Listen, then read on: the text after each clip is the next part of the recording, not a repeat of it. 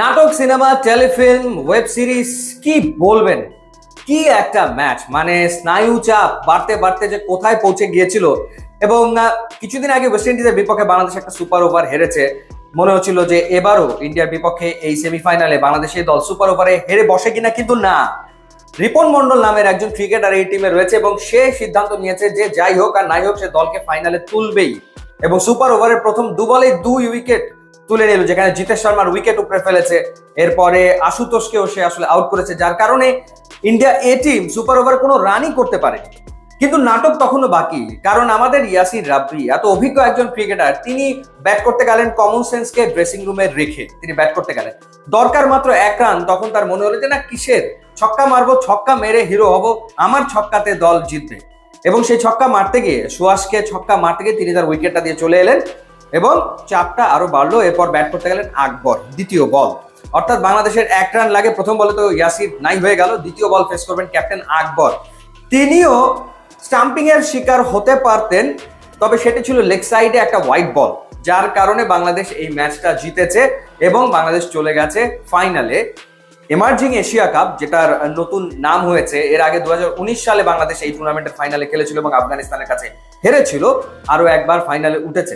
এর আগে common sense নিয়ে যদি কথা বলি, মানে ম্যাচ তো আসলে সুপার ওভারে যাওয়ারই কথা না, সেখানেও কিন্তু আকবরের কমন সেন্সের অভাব আমরা দেখলাম। কারণ লাস্ট ওভার যেটা চলছিল, যে ওভারটা রকিবুল করছিল, সেই লাস্ট ওভারের শেষ বলে ইন্ডিয়ার জয়ের জন্য দরকার হচ্ছে 4 রান, আর 3 রান হলে ম্যাচটা চলে যাবে সুপার ওভারে।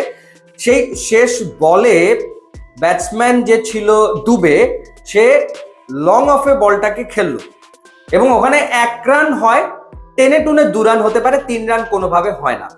লং অফের ফিল্ডার থ্রো করলো আকবরকে, 2 ব্যাটার 2 রানের জন্য প্রান্ত বদল করলেন।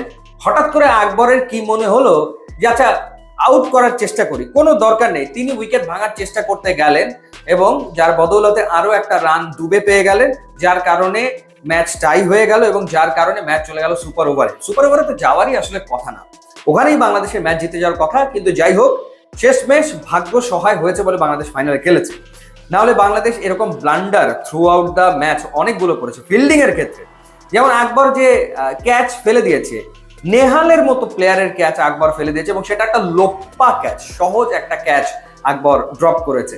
এরপরে ইয়াসির রাব্বি জিতেশের ক্যাচ ফেলেছে, মাইদুল ইসলাম অঙ্কন ক্যাচ ড্রপ করেছে। তারপরে জিসান আলম লং অফে ফিল্ডিং করছিল, রাকিবের বলে শুধুমাত্র ক্যাচ ড্রপ করেনি, ওটা 4 বানিয়েছে। মানে শুধু ক্যাচ ড্রপ করেই ক্ষান্ত থাকেনি, সে ওটাকে 4 বানিয়েছে। মানে এত এত ব্লান্ডার ছিল আজকে বাংলাদেশের ফিল্ডিং এর সময়। যাই হোক, রিপন মন্ডলের কথা বলছিলাম, বাংলাদেশ ম্যাচ জিতেছে। সুপার ওভারে তো রিপন মন্ডল পরপর 2 বলে 2 উইকেট নিয়েছে।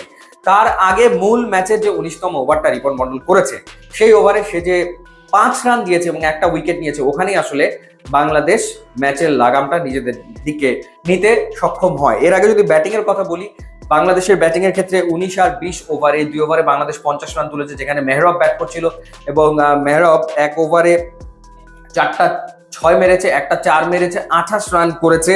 এবং বোলার ছিল নমন ধীর, তার 1 ওভারেই 28 রান করেছে এবং পরের বার ইয়াসির রাব্বি বেশ কয়েকটা 4 মেরেছে 20th ওভার যেটা ছিল। সো মেহরব 18 বলে 48 রান করে অপরাজিত থেকে গেছে, 6টা ছক্কা সে হাঁকিয়েছে। দারুণ ব্যাটিং, এবং নোমান ধীরকে যেভাবে রিভার্স হিটে 2টা ছক্কা মেরেছে দেখার মতো ছিল, অসাধারণ ছিল। 6টা ছক্কা সে মেরেছে। হাবিবুর রহমান সোহান হংকংয়ের বিপক্ষে তার একটা সেঞ্চুরি আমরা দেখেছি এই ম্যাচেও, 46 বলে 65 রানের ইনিংস, 3টা 4, 5টা ছক্কা সেও হাঁকিয়েছে। সো এই দুটো ইনিংসের উপর বেস করে বাংলাদেশ 194 করে 6 উইকেটে, হাবিবুরের 65 এবং মেহরবের 48 রান, আর শেষ দিকে ইয়াসির আলী করেছে 9 বলে 17 রান। জিসান আলম 14 বলে 26 রান করেছে, 2-4 2-6, ভালো শুরু এনে দিয়েছিল দলকে।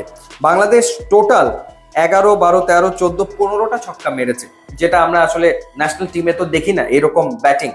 আর এই টিমটা ইন্ডিয়ার, সেটা কিন্তু আইপিএল এর স্টার প্যাক টিম। ওপেনিং করতে রয়েছে ভাইভাব সূর্যবংশী, অর্থাৎ রাজস্থান রয়্যালস এর ওপেনার, 15 বলে 38 করে ফেলেছে এই ইয়াংস্টার।